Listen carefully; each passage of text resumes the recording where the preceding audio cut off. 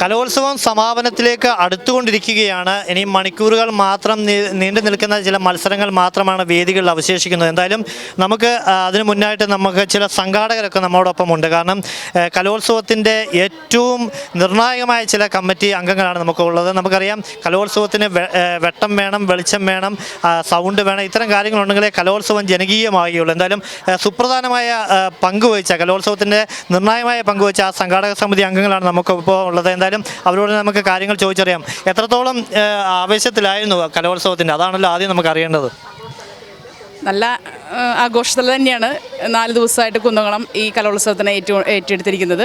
കുറച്ച് വർഷങ്ങളായിട്ട് ജില്ലാ കലോത്സവങ്ങളും ഉപജില്ലാ കലോത്സവങ്ങളും കുറച്ച് ദിവസങ്ങളായിട്ട് ഉപജില്ലയും ജില്ലയും ഒക്കെ ഒരുമിച്ച് നമുക്ക് വന്നിരിക്കുകയാണ്. അപ്പോൾ ഇതിൻ്റെയൊക്കെ നന്നായി പ്രവർത്തിച്ചൊരു വ്യക്തിക്ക് തന്നെയാണ് നമ്മളിപ്പോൾ ഈ പ്രാവശ്യം കോൺട്രാക്ട് കൊടുത്തിരിക്കുന്നത്. MB ബേസ് ബാബേട്ടനാണ് നമുക്ക് ഈ പ്രാവശ്യത്തെ ടെൻഡർ കിട്ടിയത്. വളരെ നല്ല രീതിയിൽ ലൈറ്റ് ആൻഡ് സൗണ്ട് ഈ 4 ദിവസം കൊടുക്കാൻ സാധിച്ചിട്ടുണ്ട്. ഇന്നേ വരെ ഒരു പരാതിയോ പ്രശ്നങ്ങളോ ഒന്നും ഉണ്ടായിട്ടില്ല. നല്ലൊരു കോർഡിനേഷൻ ഉണ്ടായിട്ടുണ്ട് അവരുടെ ഭാഗത്തുനിന്ന്. പുലർച്ചെ വരെ നീണ്ടു നിൽക്കുന്ന ഈ സമയത്ത് പോലും അവർ അതിൻ്റെ നല്ല രീതിയിൽ ലൈറ്റും സൗണ്ടും ഒക്കെ കൊടുക്കാൻ നമുക്ക് സാധിച്ചിട്ടുണ്ട്.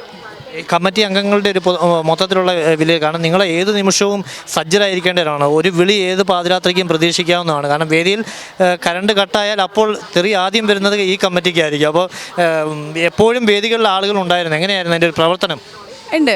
കുറച്ച് വർഷങ്ങളായിട്ട് ഇതിൽ പ്രവർത്തിച്ചുകൊണ്ടിരിക്കുന്ന വ്യക്തികൾ തന്നെയാണ് നമ്മൾ ഓരോ കൗണ്ടറിലിട്ട് കൊടുത്തിരിക്കുന്നത്. ഓരോ സ്റ്റേജിലും അതിനായിട്ടുള്ള പ്രൊഫഷണലായ ആളുകളെ വെച്ചുകൊണ്ട് തന്നെയാണ് ലൈറ്റ് ആൻഡ് സൗണ്ട് നമ്മൾ ആളുകൾ വെച്ചിരിക്കുന്നത്.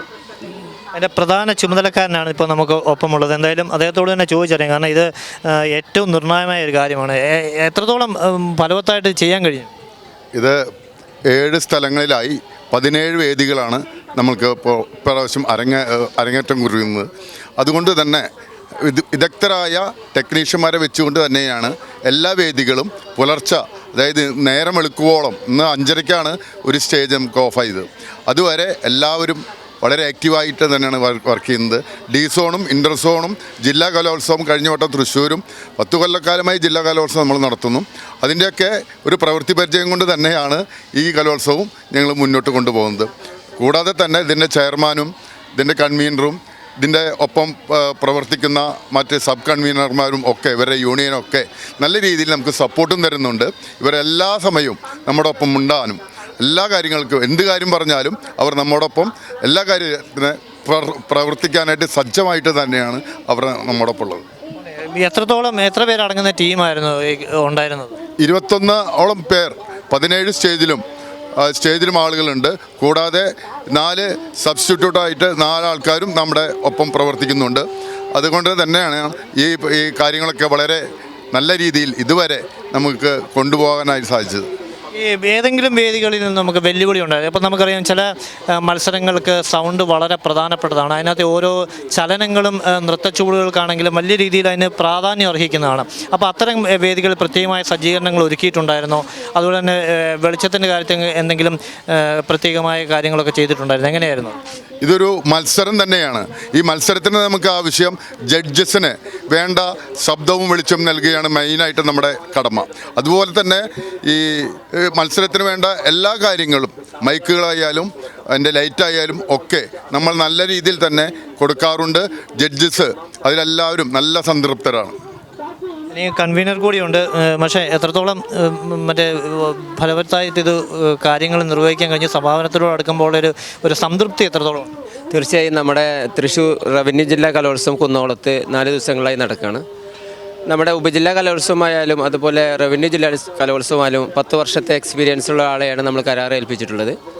17 വേദികളിൽ നമുക്കറിയാം 5:30 ആയാലും നമ്മൾ എല്ലാ വേദികളും ത്രൂ ഔട്ട് ജനറേറ്റർ, ഡീസൽ ഉൾപ്പെടെ പ്രവർത്തിച്ചുകൊണ്ടാണ് മുന്നോട്ട് പോകുന്നത്. അതുകൊണ്ട് ഒരിക്കലും ഒരു സ്റ്റേജുകളും നമുക്ക് കട്ടാവേണ്ട ഒരു ആവശ്യകതയില്ല.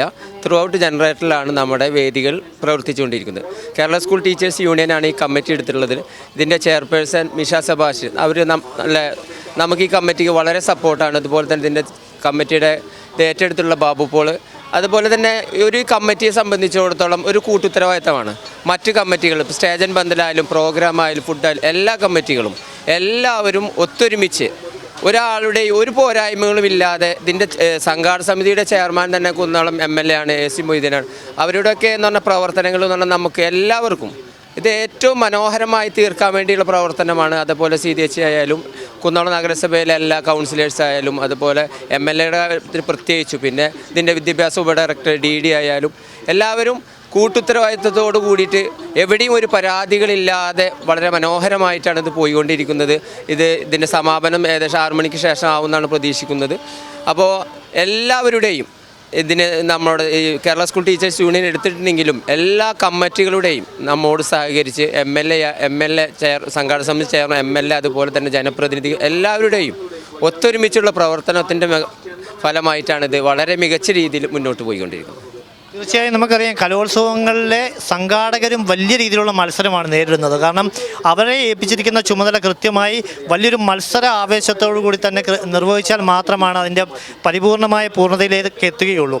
എന്നാൽ മാത്രമേ കലോത്സവം ഭംഗിയാവുകയുള്ളൂ. അതുതന്നെയാണ് കുന്നംകുളം കലോത്സവത്തെ സംബന്ധിച്ച് എടുത്തു പറയേണ്ട കാര്യം. മറ്റ് കലോത്സവങ്ങളെ അപേക്ഷിച്ച് വലിയ രീതിയിലുള്ള കല്ലുകടി ഒഴിവായതിന് പ്രധാന ഒരു കാരണം ഇപ്പോൾ നമുക്ക് പിന്നിൽ കാണുന്ന സംഘാടകർ പറഞ്ഞതുപോലെ തന്നെ അവരും അതൊരു മത്സരമായി തന്നെ കണ്ടു. അപ്പോൾ അതിൻ്റെ പൂർണ്ണതയിലേക്ക് എത്തിക്കാൻ ഓരോരുത്തരും തങ്ങളുടെ കഴിവ് പരമാവധി പ്രയോജനപ്പെടുത്തി. അതുകൊണ്ട് തന്നെയാണ് കുന്നംകുളം കലോത്സവത്തിന് അതിൻ്റെ മികവ് കൈവരിക്കാൻ കഴിഞ്ഞത്. ഇതുതന്നെയാണ് സംഘാടകർക്ക് അഭിനന്ദനം അർഹിക്കുന്ന ഏറ്റവും പ്രധാനപ്പെട്ട കാര്യം. എന്തായാലും ഇവർക്കെല്ലാം തന്നെ ഒരു കയ്യടി നൽകേണ്ടതാണ്. എല്ലാ സംഘാടകർക്കും TCV ടീമംഗത്തിൻ്റെ പേരിൽ പ്രത്യേകമായ അഭിനന്ദനവും രേഖപ്പെടുത്തുകയാണ്.